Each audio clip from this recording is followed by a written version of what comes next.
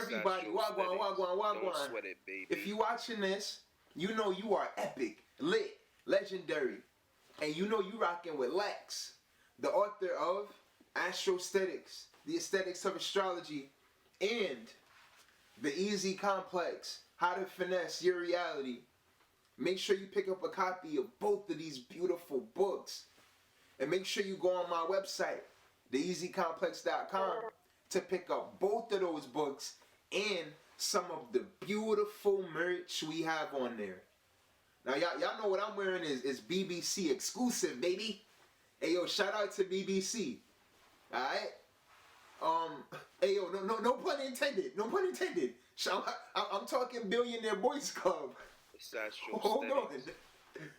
So, everybody, today, I want to speak about relationships, compatibility, emotional stability, because these are all things that we search for when it comes to relationships.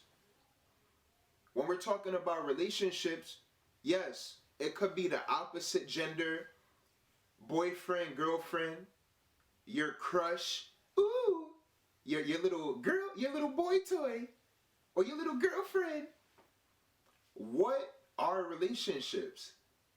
When it comes to relationships, yes, people want security and stability.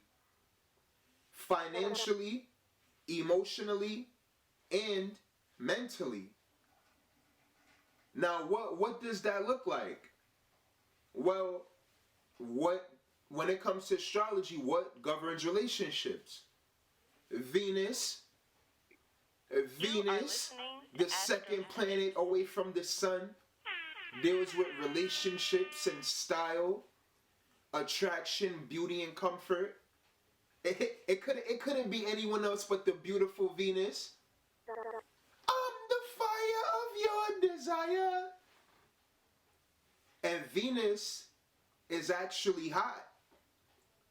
When it comes to Mars and Venus, Venus is actually hot and Mars is actually cold. So in astrosthetics, both Venus and Mars govern an aspect of passion. But some would say, how could Venus govern fashion and sensuality when the passion is hot? And some of these things is what I want to get into today. Look, I know y'all be loving how I just jump right into it. Make sure y'all go on to easycomplex.com and pick up a copy of Astrosthetics right now, because I'm about to open it up and you're going to enjoy this. So y'all, Venus, the second planet away from the sun, deals with beauty, looks, style, attraction, love, harmony, sensuality, artistic talents, jewelry, relationships, and seduction. Now, aren't we seduced by relationships? Now, even a word like seduction, when we're talking about seduction, we're talking about it in the most positive sense. You could be seduced by a positive goal. You could be seduced by a positive thought. You could be seduced by a positive person. Seduction is not something, when it comes to seduction, we think about it from a sense of mysteriousness. And this is also why Venus is exalted in Pisces. I was about to say Venus is exalted in privacy. Venus is exalted in Pisces, but remember, Venus is one of the planets that deal with relationships. Some may even say the main planet. But you know why I said one of them? Because Mercury is also very important when it comes to relationships. When it comes to relatability, we relate to people for different reasons. You might like someone's, you might like the way someone speaks and the way someone communicates, but You might not like how they dress. You get what I'm saying? So the communication and even relationships is both governed by Mercury and Venus. When it comes to relationships, people prototypically think that it's just the Venus. If you don't like how someone is talking, you can't even relate to them. Now look, I'm different because y'all love how I talk. So you're gonna relate to it. Which, you know, like some of them other weird people, you might not relate to what they saying. But I'm just playing, but I'm not. But when it comes, you know, look, y'all, in astrosthetics, we gonna make this very realistic for you. Because that's what Mercury is about. Being realistic with our thoughts and our expectations. When it comes to relationships, you could like what someone is saying. You could like someone's style and their beauty and their physique, but you may not like their actions. The actions will be Mars. It's astrosthetics. So this is why in astrosthetics, we look at all of the planets. We look at all of the planets. Because when it comes to Venus, we're dealing with security and stability.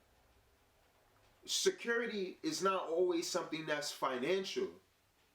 Some people may give you emotional security, and you may value that. Venus also deals with our values. So Venus also governs Taurus and Libra. So when it comes to our finances and being grounded, it's also about our emotions as well. Being emotionally grounded, being emotionally stable. The same way you got financial security, when it comes to relationships, don't you want emotional security? Don't you want mental security? You want to know that your significant other ain't being a little thotty-yotty? A little thotty? Because this gives you peace and harmony. Isn't harmony one of the key words for Venus and astrosthetics? Venus governs beauty, looks, harmony, artistic talents, victory, relationships, and pleasure, amongst a lot of other things. But we even put pleasure in there. Astrosthetics. Isn't it pleasurable to be emotionally stable around people that you love, people that you value, people that you trust?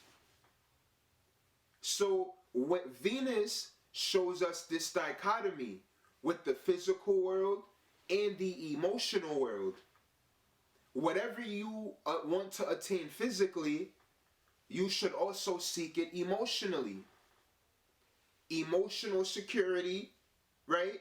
Having high emotional values, right? Even emotional harmony. Astrosthetics. Right? And having grace emotionally. You also want to be graceful with your finances. Making pleasurable financial decisions. Making financial decisions that are tasteful. And this is also why Venus also deals with an aspect. Well, you know, Venus is finances, right? But when it comes to finances, this is something that we have to be stern about. Because you can enjoy how someone speaks, how someone thinks. But when it comes to the manifestation, which is Saturn, this is why when we do synastry, we look at every single planet on the chart. Because then when we bring it to Mercury, this is how someone thinks, how they communicate. The perspective. The perspective that is on the forefront of their mind. But the moon deals with the emotions on an internal level. So you can maybe Even at times you might like how someone speaks, but when it comes to that internal, when you meet them in person, you might not sometimes feel that same sense of security. And then what about the times when it's reversed? Sometimes somebody you might need to warm up to certain people. You might hear someone speak the first time and you might cast judgment because you only witnessed a fractal of who they are. But then when you listen to them a second time or a third